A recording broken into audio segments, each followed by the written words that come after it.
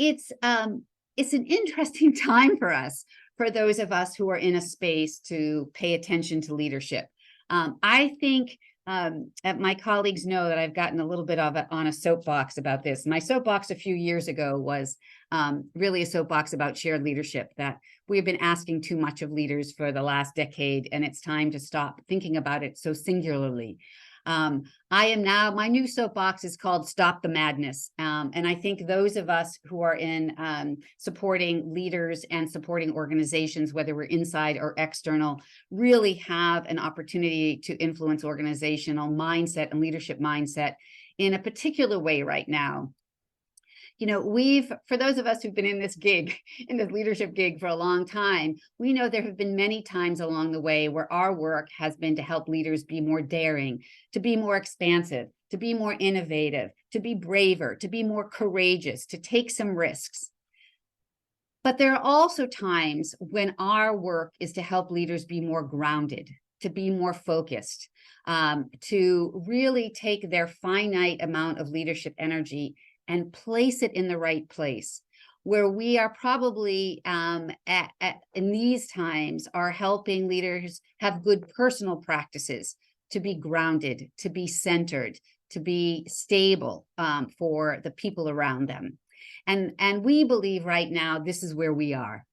We're at a time where our work is to help leaders and to help organizations understand that in order for us to have strong ways forward, in order for us to navigate this time where there's still people who are disenfranchised, where there's still uncertainty, where we need to reestablish focus, this is the work that I believe that we're in. So there are 5 things that we would say is our responsibility to at least try to influence organizations in support of leaders. I get so frustrated that, we just constantly heap more onto the leaders. We've told them they need to be good coaches, to be innovative, to do more with less. We've told them to build employee engagement, to be agile, to be good digital leaders, to be mindful leaders. We now want them to be AI savvy, and we want them to calm these employees who are overwhelmed. We want them to work in a way that will keep these employees from being disenfranchised. And it's all under the umbrella of we're under-resourced right now. We need to stop. And I think our work is really helping leaders focus on the priorities that are important now and helping them have appropriate filters to what can be an overwhelming set of expectations so that they can begin to understand what is the best way forward for them without getting overwhelmed.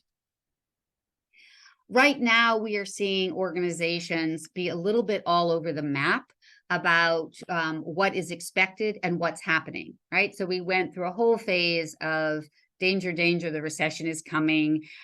We've had a lot of talk around the shortfall in labor. We have had, yes, we're going to be flexible, work from home. No, we're going to be hybrid. No, we want you back in. No, it's employee choice. No, your job is at stake. Yes, we are okay to spend. No, we want to keep our cash. And so leaders are trying to understand the rules of the game.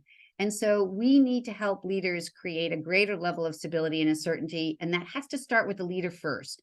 So what are we doing in coaching leaders for their own personal practices, both internal practices of well-being, as well as how their professional practices that keep them at a level of stability and certainty, so they can in turn help their teams feel a level of stability and certainty. I've been on this soapbox for a long time. We have to be really careful about what we're promoting in terms of what leadership looks like in our organizations. We've got to try to put the brakes on these extensive competency models where we're asking leaders to be all things to all people all the time.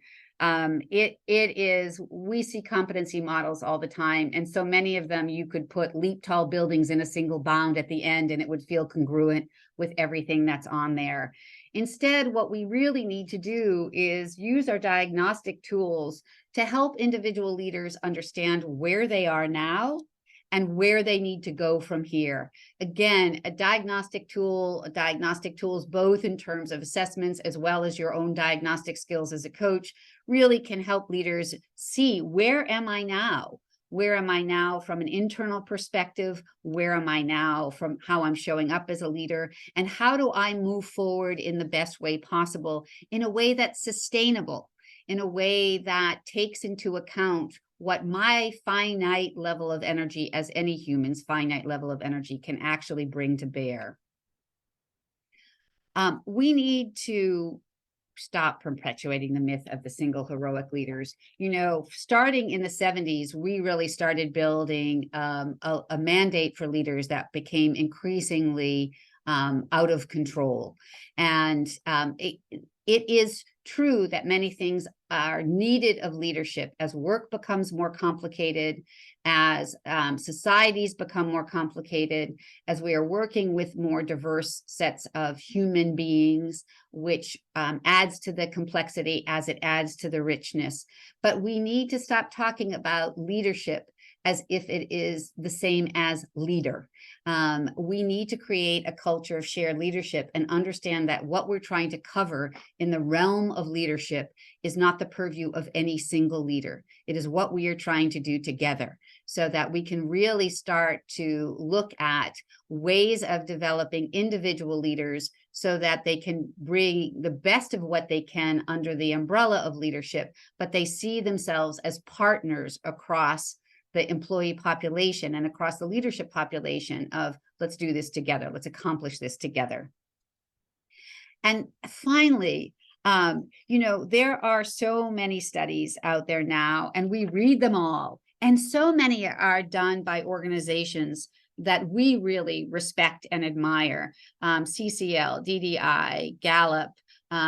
There's just a lot of really good work out there. However, the complaint that we have is those of us in the leadership industry, we need to be really careful about not being too cavalier about what is the leader's responsibility.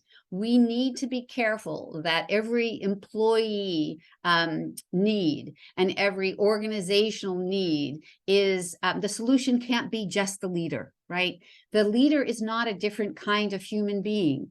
The leader is experiencing all the frustration, the overwhelm, the stress, the exhaustion, the uncertainty, the question about loyalty that every other employee is facing. And so it can't be that whatever ill or whatever opportunity we see in the organization, the answer is the leader will do it.